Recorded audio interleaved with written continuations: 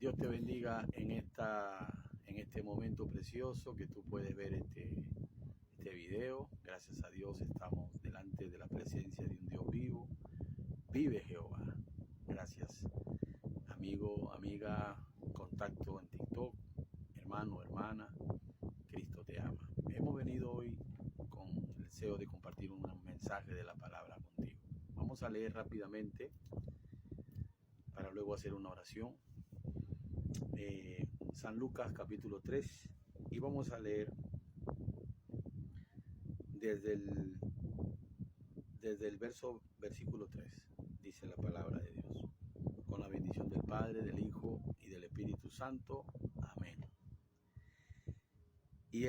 Y él fue por toda la región contigua al Jordán, predicando el bautismo del arrepentimiento para perdón de pecados, como está escrito en el libro de las palabras del profeta Isaías, que dice: voz del que clama en el desierto, preparad el camino del Señor, enderezad sus sendas, todo valle se rellenará y se bajará todo monte y collado, los caminos torcidos serán enderezados y los caminos ásperos allanados, y verá toda carne la salvación de Dios.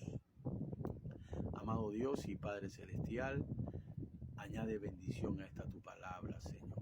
Te damos gracias por permitirnos llegar a todas las personas que pueden detenerse a mirar este video. Yo espero, Señor, que esto sea, Dios mío, para que el corazón de ellos se vuelva a ti, Señor. Gracias, Dios mío, en el nombre de Jesús. Amén y amén. Podemos observar, hermano, estoy hablando acerca del ministerio del profeta Juan Bautista. Este hombre, gloria al Señor, en el versículo 2 nos dice: y siendo sumo sacerdote Anás y Caifás, vino palabra de Dios a Juan, hijo de Zacarías, en el desierto. Cuando vino la palabra de Dios a Juan, él estaba en el desierto, dice la palabra de Dios. Nos damos cuenta el ministerio de este hombre de Dios, sencillo, del cual solo se vestía con pelo de camello, comía langosta silvestre, dice la palabra de Dios. No langosta esa que sacan del mar, no, estamos hablando de los insectos. Él comía insectos y cuánta más cosa comería Juan. Y la miel silvestre, pues precisamente, ¿no? Él se buscaba en los arbustos, los panales de abeja y todo eso. ¿Por qué Dios elige a un hombre de esta forma? Peleado totalmente con la sociedad de aquel entonces. No lo encontró él en un palacio, ni en una iglesia, ni en un templo de aquel tiempo judío. Dios dice que le habló cuando él estaba en el desierto. Ahora, sabemos por la palabra de Dios, todo aquel que lee la Biblia sabe, y si tú no sabes, amigo, oye esta palabra, que Juan, el nacimiento de Juan fue también, gloria al Señor, de una manera milagrosa, porque su mamá era también estéril, no podía tener hijos, y ya eran ancianos los padres de Juan.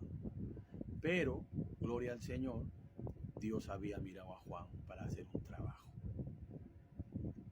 Él era el que iba a preparar el camino de Jesús. Pero vemos la manera sencilla en que el evangelio, estos santos evangelios, son presentados de una manera que no nosotros podemos entender. Cualquier persona puede entender esta palabra. Por eso es que yo sinceramente veo con mucha tristeza y oro por aquellos hermanos y hermanas que le ponen tropiezo al evangelio de Cristo sin darse cuenta ellos. Nosotros lo único que tenemos que hacer es predicar el evangelio de Cristo. Si alguno tiene un llamado a hacer un servicio especial para Dios, como si fuera un pastor, un evangelista, un misionero, algún hermano, una hermana, pues sí tiene que estudiar y prepararse. Pero este hombre, Juan, no tenía la preparación. Lo único que entendía Juan era que tenía un llamado. Y él había visto que Dios estaba con él. Pero también llegó el momento en que él tenía que salir a predicar. Jesús también tuvo el momento indicado para salir a predicar. Muchos años el Señor llama a muchas personas a la predicación, a compartir su palabra. En sí, el creyente tiene el llamado a la predicación, pero algunos de una manera especial.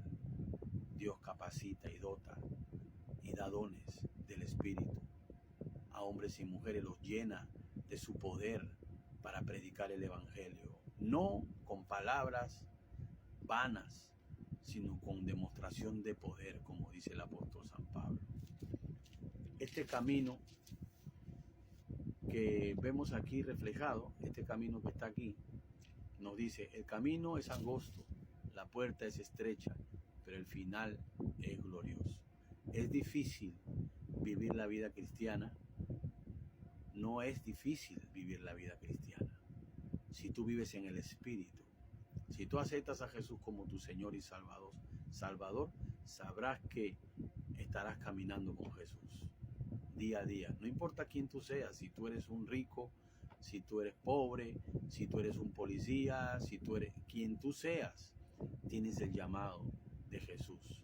Jesús murió por todos nosotros, por todos, sin excepción de ningún hombre en la tierra, ni del pasado, ni del presente, ni del futuro. Jesucristo vino con un plan, como lo vino Juan. Jesucristo vino a salvar lo que se había perdido. Este camino nos lleva a la salvación. Jesús es el que lleva la salvación.